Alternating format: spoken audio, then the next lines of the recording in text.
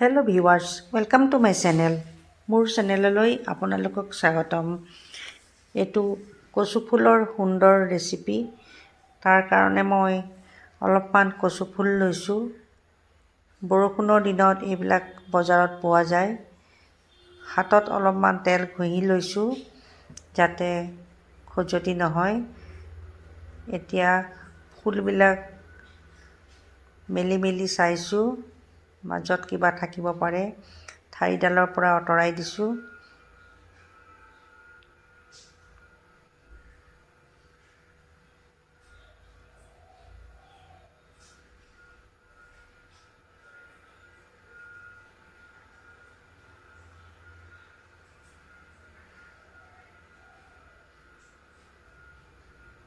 এতিয়া ফুলখিনি মই অলপমান পানীত ধুই লৈছোঁ।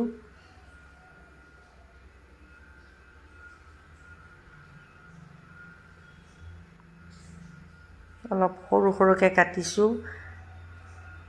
এটা পেনত অলপমান পানী লৈ ফুলখিনি মই উতলাই ল'ম।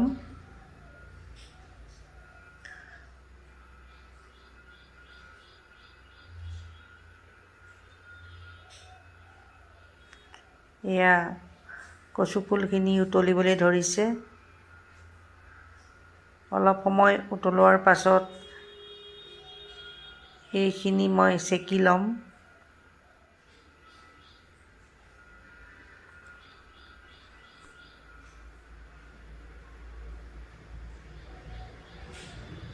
এতিয়া ঠাণ্ডা পানীৰে এবাৰ ধুই লৈছোঁ। পেনখন গৰম কৰি অলপমান ভাজা বুট গৰম কৰিছোঁ। অকণমান সময় গৰম কৰি ল'লে ইয়াত থকা বাকলিবিলাক মোহাৰি দিলে আঁতৰি যায়। যিমান পাৰি চাফা কৰি ল'লে ভাল হয়। এয়া চাফা বুটখিনি। বাদাম অলপমান গৰম কৰিছোঁ।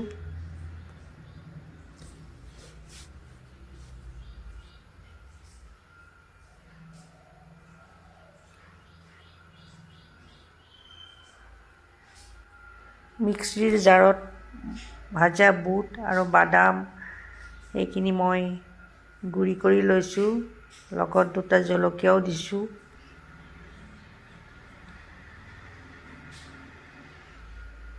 এইখিনি বুট আৰু বাদামৰ গুড়ি। আদা, নহৰু, পিঁয়াজ চাফা কৰি লৈছোঁ। এতিয়া সিজাই লোৱা ফুলখিনি মই মিক্সি জাৰত দি পেষ্ট এটা বনাম। লগতে আদা, নহৰু,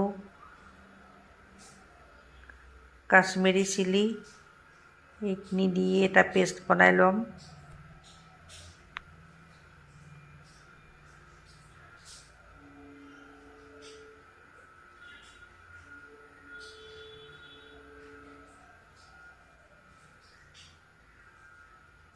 এয়া পেষ্ট হ'ল। পেষ্টখিনি প্লেট এখনত উলিয়াই লৈছোঁ। বুট আৰু বাদামৰ গুড়া অলপমান দিছোঁ। কটা পিঁয়াজ,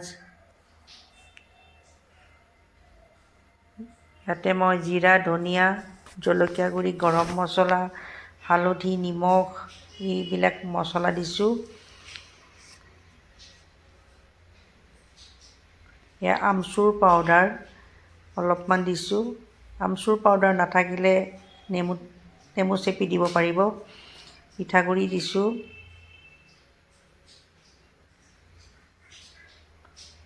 কচুৰি মেথি দিছোঁ। অলপমান বেচন দিছোঁ। মিক্সাৰটো বেছি ঢিলা হ'লে অলপ বেছি বেছি দিব লাগিব। এইখিনি ভালকৈ হাতেৰে সানি লৈছোঁ। এতিয়া সৰু সৰু ভাগ কৰি মই এনেকৈ গোল বনাই লৈছোঁ।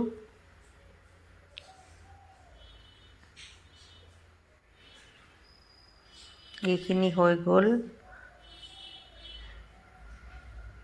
এইখিনি হৈছে কৰ্ণফ্লেক্সৰ গুড়ি। কৰ্ণফ্লেক্সখিনি অলপমান গৰম কৰি মিক্সি জাৰত পিহি লৈছোঁ। এতিয়া চেপ দিয়া ফুলৰ মিক্সাৰটো ইয়াতে দি বাহিৰটো সানি লৈছোঁ।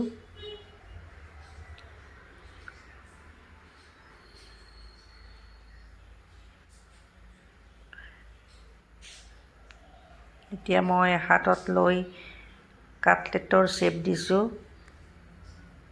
দেখিবলৈ ধুনীয়া হ'ব।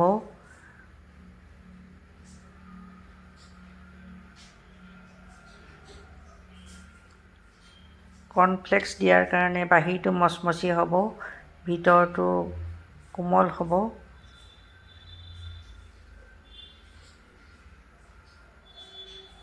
এয়া সকলোখিনি হ'ল।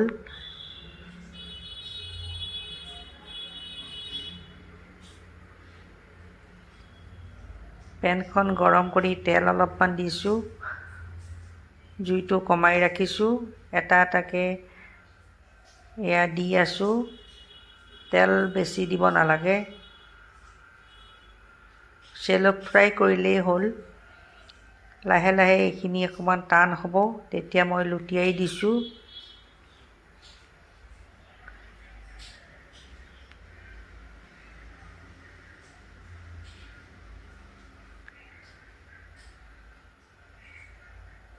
ইয়াত লুটিয়াই দিছোঁ। 2-3 মিনিটৰ ভিতৰতে বস্তুটো হৈ যায়। এয়া তুলি লৈছোঁ।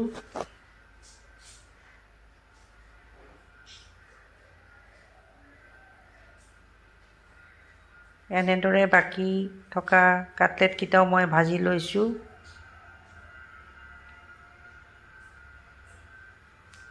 লাহে লাহে কৰিব লাগিব, নহ'লে কাটলেটটো ভাগি যাব পাৰে। চাহৰ লগত খাবলৈ খুবেই ভাল।